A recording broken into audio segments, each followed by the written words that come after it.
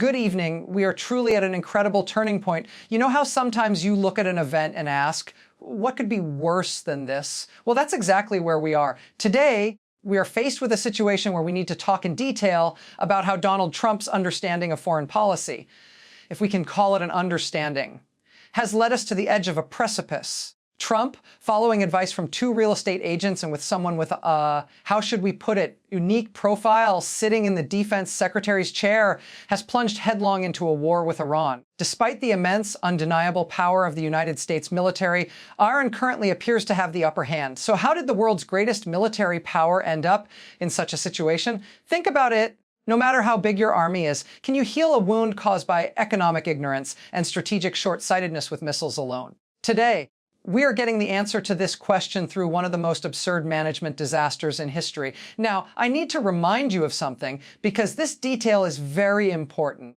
Every American president since Lincoln has always been wary of Benjamin Netanyahu's exhortations to attack Iran. Why? Because this is not just a matter of military action. It is a matter of mathematics. 20% of the world's oil passes through the Strait of Hormuz. And guess who controls that strait? Yes, Iran. Moreover, this has been the case long before Iran's massive investments in drone technology over the years. At this point, the US Navy has officially announced that it cannot escort oil tankers. So, what did Secretary of Defense Pete Hegseth, who took office boasting about his warrior culture, say about this? Absolutely nothing. Maybe he's still trying to figure out why the Strait of Hormuz isn't a straight line, who knows? But the reality is that the flow of oil has stopped, and this situation is creating utter chaos in the global economy. However, Hegseth is not the only star in the cabinet. There is also Energy Secretary Chris Wright. He made such a move that the markets were stunned. Wright announced on social media that Navy ships would escort oil tankers. This news instantly sent oil futures tumbling.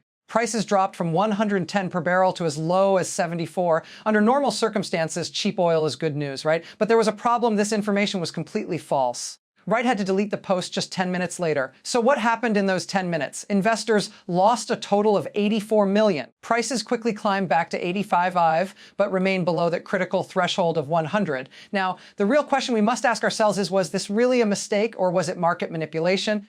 How ethical do you think it is for a minister to resort to such a quick fix to hide the economic devastation caused by a war he started without considering the consequences? Do you know what Donald Trump's biggest nightmare is right now? Oil prices exceeding 100 per barrel.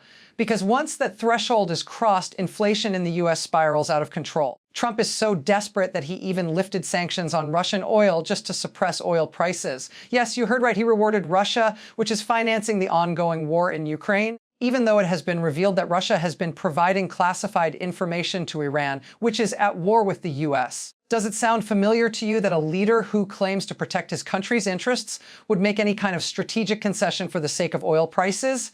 As Financial Times editor Ed Luce pointed out, Iran now knows Trump's price point. In other words, Trump has revealed his cards not only to his allies, but also to his enemies. Can you think of a bigger bargaining chip at the negotiating table than knowing how much pain your opponent can endure and at what price they will give in? Ed Luce offers a striking analysis in his latest article. Trump's panic when oil prices approached 120 recently actually provided Iran with valuable intelligence. When Trump began sending messages like, "The war will end soon, we're withdrawing," to calm the markets, the Iranians discovered his weak spot. He thought this war would be a short 12-day adventure. But as things dragged on, he started to feel the pain, and we know that Iran's pain threshold is many times higher than Donald Trump's. Iran no longer needs nuclear weapons or a massive navy to bring us to our knees. All they need to do is tighten the screws a little more on that economic vise. They now know when Trump will give up. Isn't this one of the biggest blows ever dealt to America's geopolitical weight? How brilliant. A plan is it to hand over the key to the fire hydrant to your opponent in a fire you started yourself. Let's open a parenthesis here and recall Trump's famous Fifth Avenue remark, where he claimed that even if he shot someone, his voters wouldn't abandon him. He may be able to escape certain things politically. He may be able to manipulate legal processes in some way. But there is one thing he cannot escape: the 100 barrel of oil. The American people will tolerate ideological debates or Twitter polemics to a certain extent, but when the price of a gallon of gasoline climbs and the labels on supermarket shelves change every day, things change.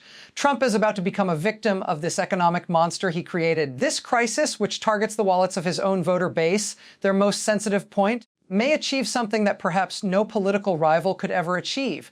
Don't you think this is irony in its purest form?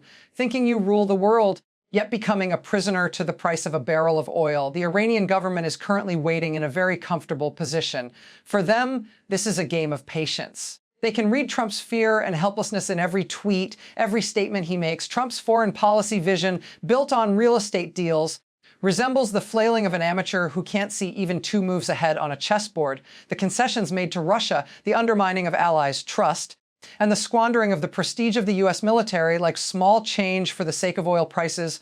What does all this show us? Can a country's national security be sacrificed for one person's personal political survival and momentary stock market charts? What we are witnessing right now is not just a foreign policy mistake, but the first signs of a systemic collapse. And the echoes of these signs will be felt not only in the Middle East, but in every town and neighborhood in America.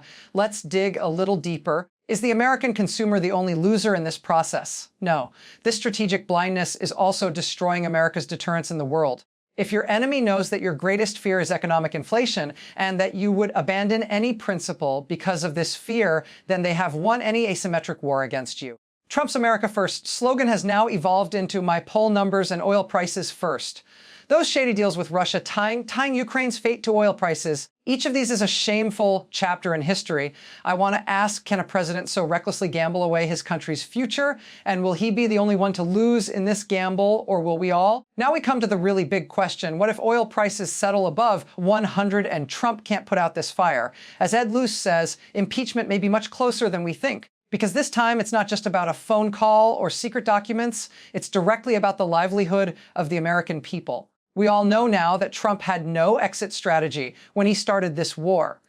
But now we see that he had no economic protection plan either. There is only a cabinet trying to manipulate the market with false and misleading statements and a leader who doesn't know what to do. Is it possible for a success story to emerge from this picture? Or is this the loudest and most expensive curtain call of the beginning of the end? Donald Trump thought he could run the world with a real estate mindset.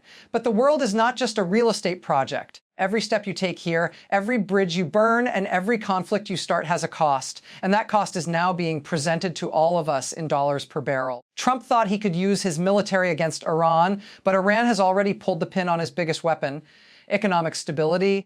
What we are discussing here today is the very reality we will feel in our wallets tomorrow. Let's see if Trump can get out of this without falling below the 100 barrier.